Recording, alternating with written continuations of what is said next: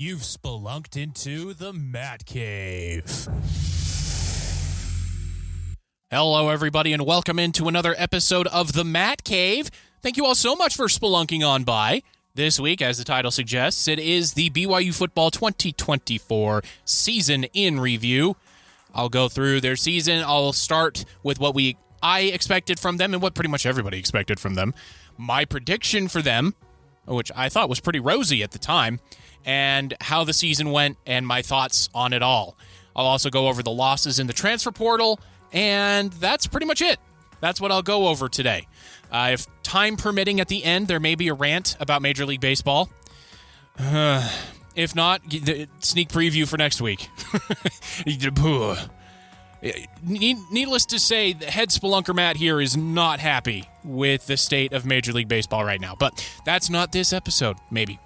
As always, on the social media platform, there's only one I'm active on, that's Facebook, the Matt Cave Podcast. Also on YouTube, the Matt Cave Podcast, all one word. And then you can also find me on twitch.tv/Matts, M-A-T-T-S, Cave.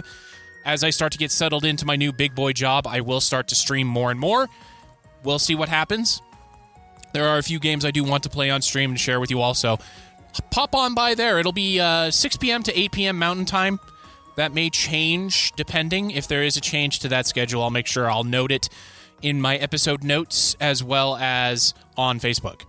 So that takes care of all of that. Now let's go into the BYU season. So let's hit the rewind button. Going back to, let's just say, August of 2024. The preseason rankings came out for the Big 12, and BYU was down there at the bottom, alongside names like Arizona State and Colorado. And nobody really bat an eye at it. Everybody was like, yeah, after last season, losing like 7 straight games or something like that, that's what it felt like. A 5-7 season, let a couple of games get away from them. Nobody really knows what Jake Retzlaff is as a quarterback. All we saw was that he was a loser, which is true. That's fair for me to say. Don't attack me. He lost every game he started. That's what we expected going into the year. Yeah, unproven commodity at quarterback. The team looked overwhelmed and outmatched athletically as well as physically. And the coordinators, Aaron Roderick in particular, had no clue what to do. So bottom of the Big 12. Seemed about right. No all Big 12 selections with the exception of Tyler Batty as a second team all Big 12 selection. And again, felt about right. So then we go into the season, right?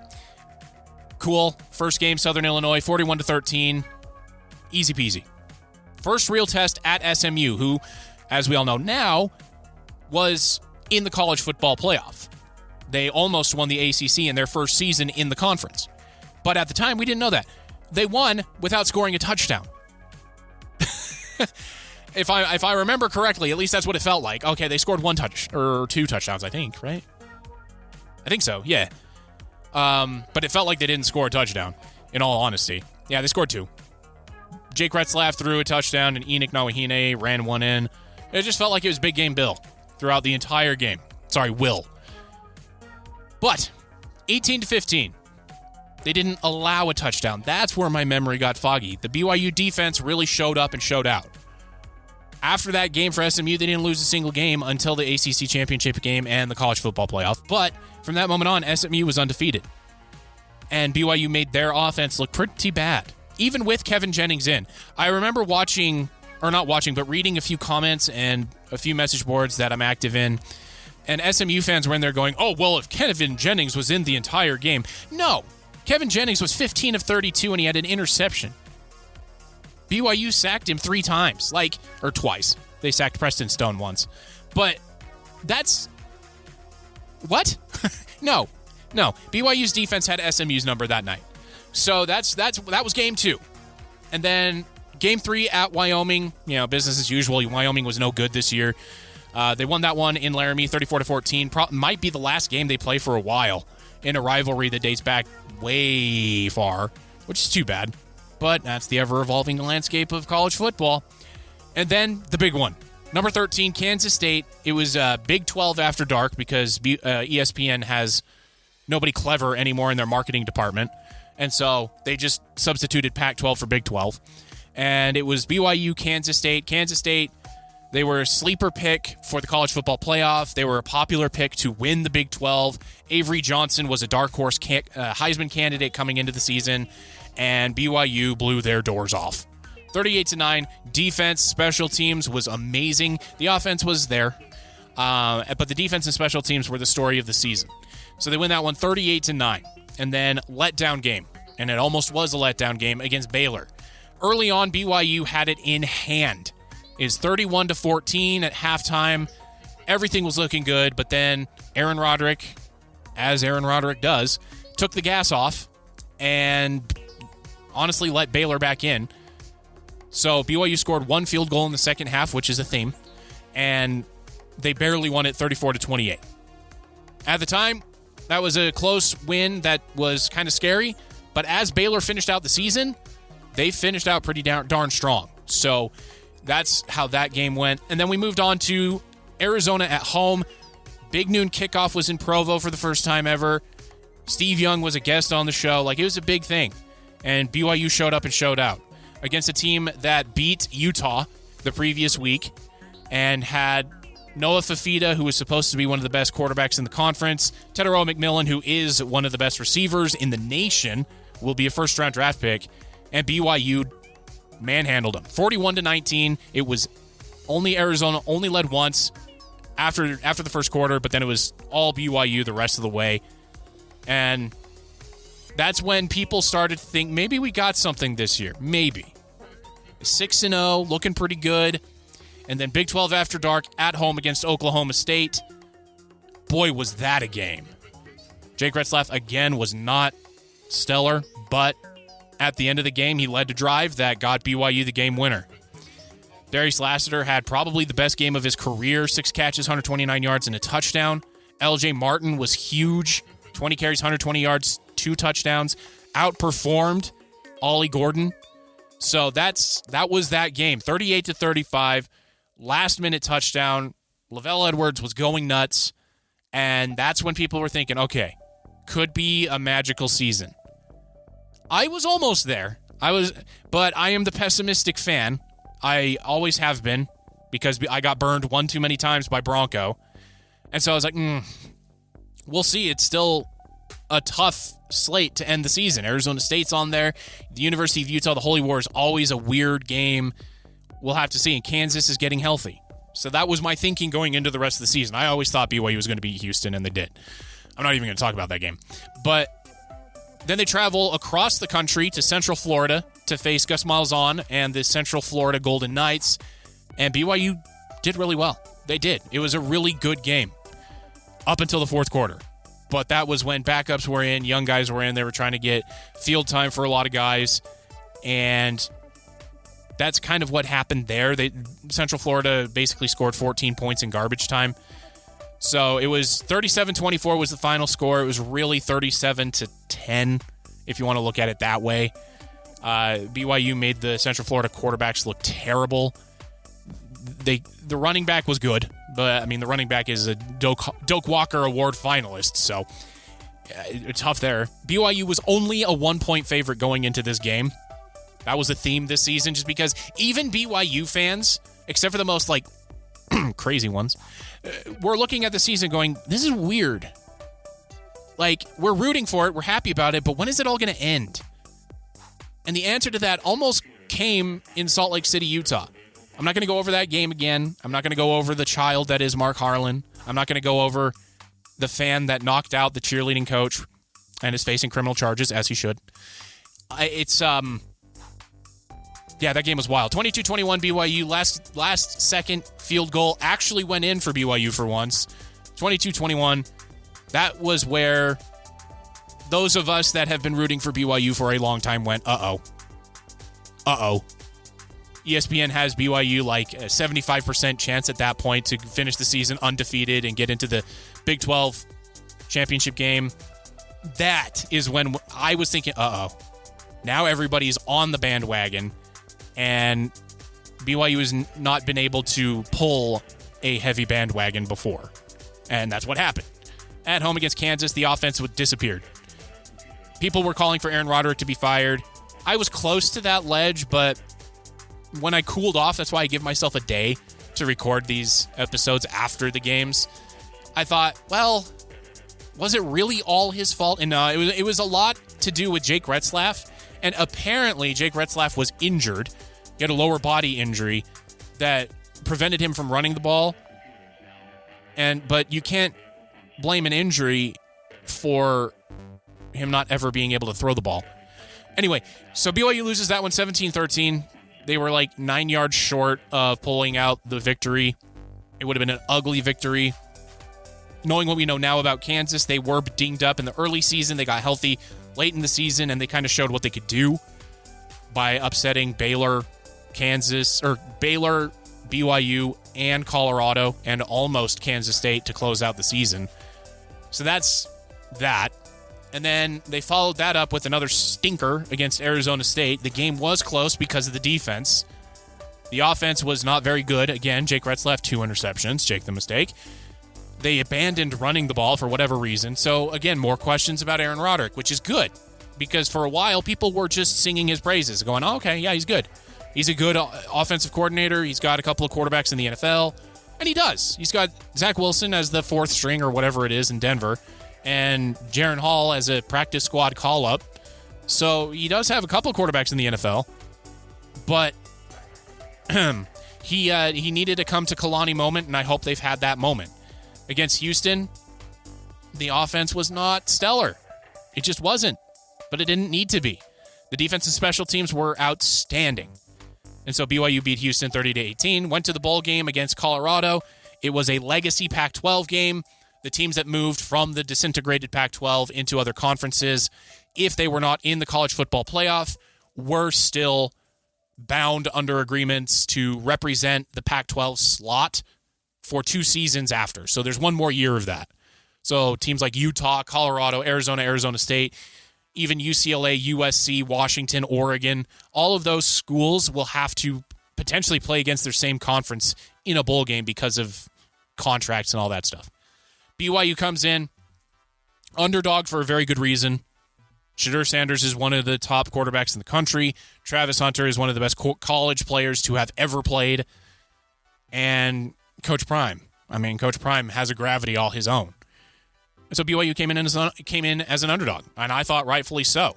I was speaking, to friends and family like this could get ugly. And it did, just not for BYU. It got ugly for Colorado, and it got ugly fast. Going into the game, the betting line was even. And what have I told you, Spelunkers, before? Never, ever, ever bet a game that is lower than 3 points to even. Because that's called what they call a toss-up, and that is just lost money. So that's what it was. Eventually, as the game kicked off, Colorado was a 2.5-point favorite. Again, you still don't touch that if you're a bettor, one way or the other. And BYU the defense, again, was outstanding. Jake Retzlaff was not. 12 of 21, 151 yards, 2 interceptions, rather. Yeah. LJ Martin, fantastic game. 16 carries, 88 yards, 2 touchdowns. Even more on the receiving side, 2 catches, 33 yards. He was a beast throughout the whole game. The defense turned the ball over from Colorado a bunch. Isaiah Glasker with the Dion shake near the end of the game with an amazing diving interception. It was just a very fun game for BYU fans. And I go over it with why ESPN was calling it the way it was. When it comes to bowl games, you have to cater to the national audience, people that weren't following closely the 2 schools. And if you looked at it, what draws more eyeballs? Colorado does. Coach Prime, Shedeur Sanders, Travis Hunter. It's as simple as that. But BYU finishes the season on a massively high note, 36-14 against fellow number 1 finisher in the Big 12, Colorado. BYU finishes the season 11-2. Now, the prediction for me was either another 5-7 repeat or they eke into a bowl game at 6-6. I think I was one of the only people, if not the only person, who said BYU could get to a bowl game this season. They would have had to pull off a couple of upsets, but I thought they could get to a bowl game, potentially. Things would have to break their way. Nobody in their wildest imagination thought BYU would finish first, tied for first, in the Big 12, because of tiebreakers, they didn't get to the championship game. They were in the college football playoff conversation for multiple weeks, not just one. And after everything is said and done, people are saying BYU should have been considered more heavily for the college football playoff. And I agree to that to a certain extent, because if you look at the performances of a Clemson or an SMU, who, by the way, BYU beat, that first round, even Boise State, BYU deserved to be in over those teams. They did. Just based off of the season, based off of performances, and all of that stuff. So because of BYU's season, the College Football Playoff Committee, as well as the powers that be in the NCAA, are going to be looking at how they structure the college football playoff moving forward. They want to keep it at least 12 teams. They're going to look at how they rank and seed them, as well as who actually does get in. So because of the season BYU had, again, they're shaking things up. BYU was why the BCS became a thing. BYU was why power conferences became a thing in 1984. And then Utah followed that up a couple of times. So because of the state of Utah, the powers that be tried to keep the state of Utah out of things. Overall, the season, it's an A. It would have been an A+ if they would have scored, a touchdown more or something like that. I think it was 9 points more. It would have been an A+. They would have gotten to the Big 12 championship game, and they would have gotten into the college football playoff. They would have. They would have been ranked high enough for that, even if they lost to an Arizona State or Colorado or Iowa State. They still would have gotten in. So overall, it's an A from me for BYU. Easy. Could have been an A+. Kalani Sitake should, if it weren't for Kenny Dillingham at Arizona State, he would have been easily coach of the year, both in the conference and the country. Easy. The only team that was picked worse than, two teams were picked worse than BYU. It was Houston and Arizona State. And Arizona State wound up winning the Big 12 and going to the college football playoff and almost upsetting Texas. That's how good of a season it was. I don't know what else I can say. Throughout the season, I was supportive. Throughout the season, I was saying that Jake Retzlaff needs to perform better, and he still does. He's not a BYU quarterback, in my opinion. I would rank him in the same tier of quarterbacks as Riley Nelson. That's right. That's the kind of quarterback I think Jake Retzlaff is. And if during the doldrums of summer I don't have anything else, I'll do my all-time ranking of BYU quarterbacks. Spoilers, Steve Young is the best of all time. But that's where he ranks. He's like a C, if I were to do that. That's not a BYU quarterback. So he's got a lot to improve on this offseason.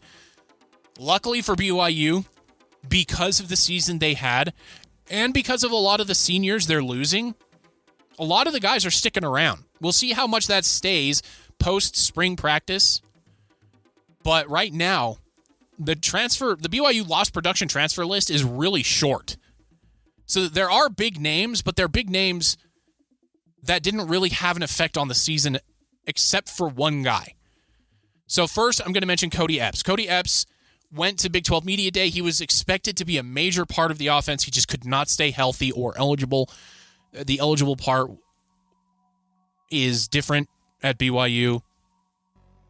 I'll just leave it at that. So he finished the season 8 catches, 54 yards, 1 touchdown. He is in the transfer portal, but he could pull his name back out. He has not announced the destination yet. And again, my information is coming from on3.com. So that's where I'm pulling this from. But that Cody Epps could come back, and that would make the wide receiver room probably the best in the Big 12. Probably. Miles Davis, running back. He's a redshirt junior as well. 18 carries, 76 yards, no touchdowns, 5 catches, 68 yards, and a touchdown. He also could pull his name out of the transfer portal, but that's a very crowded running back room with LJ Martin leading the way and those 2 to 3 young running backs that we saw glimpses of during the season. It's some good stuff. Jackson Bowers, he was a highly touted tight end recruit a couple years ago. He did not ever break into the lineup. He was stuck behind guys like Keanu Hill. He was stuck behind, forgive me, I can't remember his name. Isaac Rex, that's his name. So he's gone. He went to Oregon State, which is based in the Pac-12, but it's basically the Mountain West with a little spit and polish on it. Aisei Amoa, linebacker, 16 tackles, 1 forced fumble. he was going to be behind the big three, the three-headed monster at BYU. And then BYU has also added a couple of guys in recruiting as well as a transfer portal. So he transferred out. He's going to Michigan State. He had 16 tackles and one forced fumble. So he's going to the Big Ten. Bottom of it, but he's going to the Big Ten. Noah Lugo, he was one that was a big get for BYU last year in recruiting. He was a 3-star, almost 4-star quarterback coming out of Texas. Didn't really have any connections to BYU. Committed to BYU. Could not break through above Jake Retzlaff or Gary Bohannon or even Trayson Borgett. So he's gone. He's going to the University of Texas at San Antonio. The Roadrunners, one of the best teams in the American Athletic. So there is that. And then the big name. Well, actually not the big name yet. There's one more. Micah Harper. He was a big deal a couple of years ago. He was one of the best defensive backs BYU had 2 years ago. He could not stay healthy, unfortunately. So he transfers to Montana, the Grizzlies. 11 tackles, 1 pass defense for him this past season. Best of luck to him. He was always on the cut, the YouTube video that BYU put out whenever BYU won.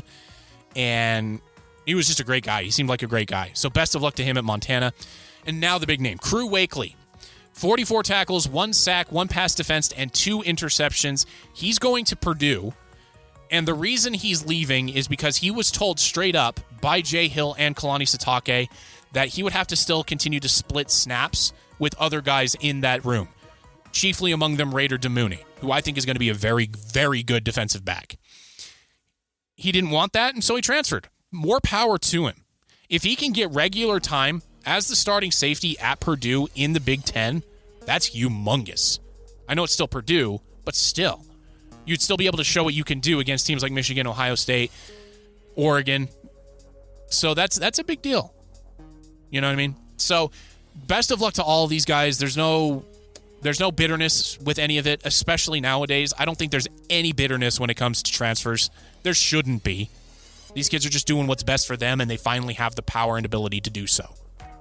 So total production lost for BYU. On the offensive side, it's minimal. 13 catches, 122 yards, 2 touchdowns. 18 carries for 76 yards, no touchdowns. Not terribly difficult to replace, especially with the guys they have.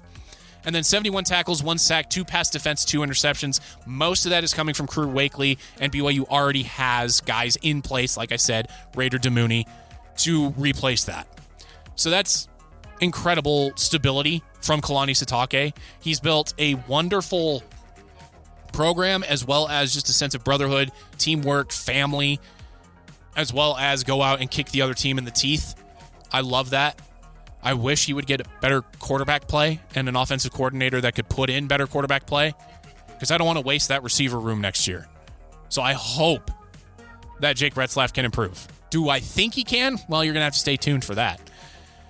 But overall, for the team, the season, they finished in the top half of the country in passing yards, so 60th. Top half of the country in rushing yards, 161. That's 68th. And then top third in the country in points for. That's 31.3, 41st. So the offense was not the story. It was the defense. The defense kept opponents under 20 points per game. That was 18th in the country. 19.6 per game is what they allowed. They also intercepted the ball the most as a team in the country. And what's even more impressive about that stat, with 22 interceptions, is that nobody had more than 3. Jacob Robinson was the team leader, the leader in the clubhouse, with 3. Yeah, he was tied up there with Isaiah Glasker. So those two guys had 3. Then you had guys like Falateo Satuala. He wasn't a starter. Evan Johnson, he was a starter. Tommy Prasis, nope. He's also going to feature in replacing Crew Wakely with Raider Demooney. Mark Collins, he was not a starter. He was a slot corner. And Mo Bamba, we haven't even talked about him. He is going to be fantastic as a cornerback, and he didn't have any. So that is why this defense, I think, is here to stay. Tanner Wall as well had 3. So as you can tell, there was not one stud cornerback. It was team defense throughout, and it's the same thing with sacks. So the sack leader was Jack Kelly with 5. The team as a whole had 20, which is not terribly impressive at any school but BYU. Because there were seasons where BYU had 5 sacks or like 4 or 6. And it was because Ilaisa Tuiaki was too afraid. He was too afraid of giving up the big play. And so he never sent pressure. But now Jay Hill has it figured out. And this team, next season, there's going to be expectations, and they're going to be coming from me as well. We'll have to see how everything shakes out after the spring practice window closes and the transfer portal opens up again. But overall, fantastic season from BYU. No significant losses in the coaching staff either. Papinga for special teams, Jay Hill on defense. Then you got Aaron Roderick, who will be under fire next year. I think there's going to be a massive microscope on him, as there should be. And then Kalani Sitake, who signed an extension this past season. He should be BYU should keep him as coach for life. And I hope I don't have to eat those words halfway through next season. Because as we know, things can turn on a dime when it comes to all of this. So overall for BYU this season, almost an A+. If they would have scored 9 more points, A+. All right, so there is a couple of minutes left. I want to talk about Major League Baseball. All offseason, there have been 3 teams mentioned for any free agent, and that's it. 3. New York Yankees, New York Mets, Los Angeles Dodgers. That's it. No other team is mentioned for any of the big free agents. That is criminal. That is ridiculous. And that proves to me that baseball needs new ownership across the board. Period. End of story. Pittsburgh Pirates recently had like a fan get-together with their season ticket holders. The CEO there, it was getting very testy. It was getting very angry. And the CEO said the owner's not selling, which did not make things any better. Pittsburgh, throughout my entire life, has been a cellar dweller in the National League Central. For as long as I can remember.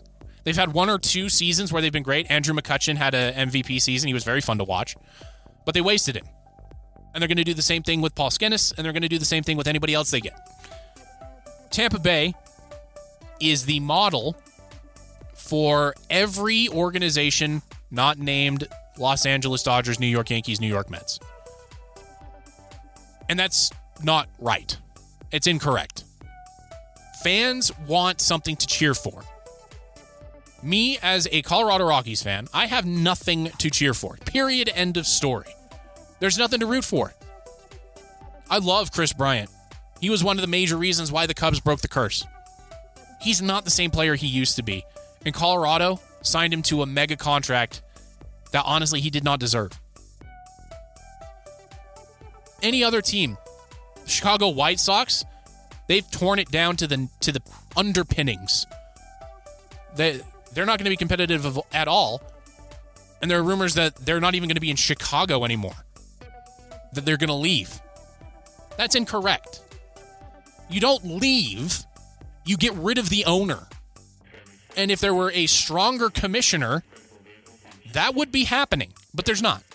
Rob Manfred, I have said this since I started this podcast, is the weakest and worst commissioner in sports. It's between him and Gary Bettman. The only reason Gary Bettman, the commissioner, the first and only commissioner of the NHL, isn't below him is because he got a team to Utah. He listened to Ryan Smith. There needs to be a sea change in Major League Baseball. And there's one more thing that I want to mention before I wrap up the show. And that is ESPN, The Athletic, The New York Times, all of these places that publish articles need to be ashamed of themselves because they're celebrating the Dodgers. That's incorrect.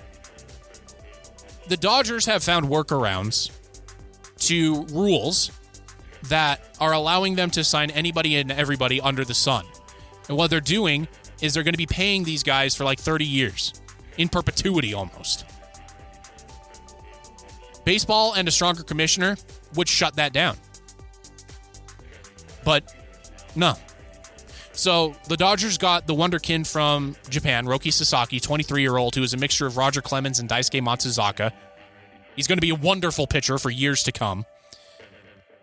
And anybody that the Dodgers don't sign goes to New York. Juan Soto, for example.